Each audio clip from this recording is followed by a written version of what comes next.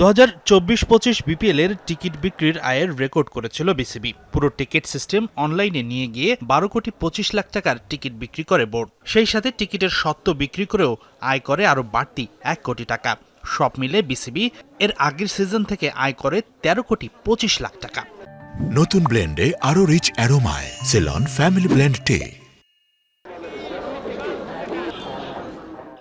এবারের বিপিএল এর টিকিট বিক্রি থেকে আয় আরও বেশি হবে এমনটাই প্রত্যাশা ছিল, তবে বাস্তবতা বলছে তেমনটা হয়নি। যদিও টিকিট বিক্রি থেকে কত টাকা আয় হয়েছে সেটা এখনও আনুষ্ঠানিকভাবে জানানো হয়নি, তবে মাঠে দর্শক উপস্থিতি দেখে এটা অনুমেয় যে এবার আয় কমবে অনেকটাই। কারণটাও অবশ্য জানা, চট্টগ্রাম পর্ব পুরোপুরি বাদ পড়া আর সিলেটে টানা ম্যাচ হওয়াটাই।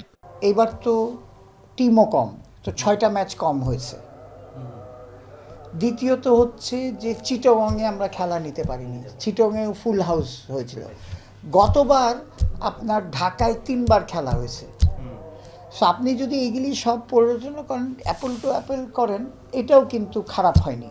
সাম্প্রতিক বছরগুলোতে বিপিএল এর পেমেন্ট জটিলতা কমন একটা ফ্যাক্টর। বিশেষ করে গত আসরের রাজশাহী আর চট্টগ্রামের পেমেন্ট সমস্যা ক্রিকেট বিশ্বে ডুবিয়েছে বিপিএল এর নাম। তবে এবারের আসর ব্যতিক্রম। এখন পর্যন্ত নিয়ম অনুযায়ী সবগুলো দলই পেমেন্ট ক্লিয়ার করেছে। চ্যাম্পিয়ন রাজশাহী ওয়ারিয়র্স করেছে শতভাগ পাওনা পরিশোধ। বাকি দলগুলো সময় মতো করবে শতভাগ পেমেন্ট, বিশ্বাস গভর্নিং কাউন্সিলের। গত পরশুদিন একটা চিঠি ইস্যু করেছি টু অল টিমস যে তাদের লিস্টটা দিতে। আমরা কিছু ফাইন্যান্সিয়াল ইনস্ট্রুমেন্ট রাখা আছে সিকিউরিটি হিসাবে, যদি যেটা বাকি থাকবে সেটা তো আমরা তাদের ডেকে দিয়ে দিতে পারবো। সো পেমেন্ট ইস্যু এবার হবে না। Kane Williamson, Chris Woakes, Sam Billings, Moeen Ali, Jimmy নিশামের মতো তারকা ক্রিকেটাররা বিপিএলে এসেছিলেন শেষ ভাগে, কারণ তখন শেষ হয়েছিল আইএল টি-20। বিপিএল এর শিডিউলে একই সাথে হয় বিগ ব্যাশ, সাউথ আফ্রিকার টি-20 লেগও। তাই তো বিপিএল এর সূচি পরিবর্তনের যৌক্তিক দাবিটা আসছেই।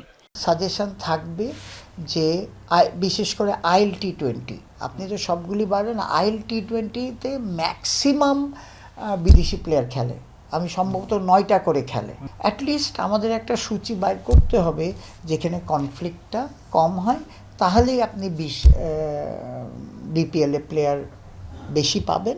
হাসিনুর রহমান, যমুনা স্পোর্টস, ঢাকা।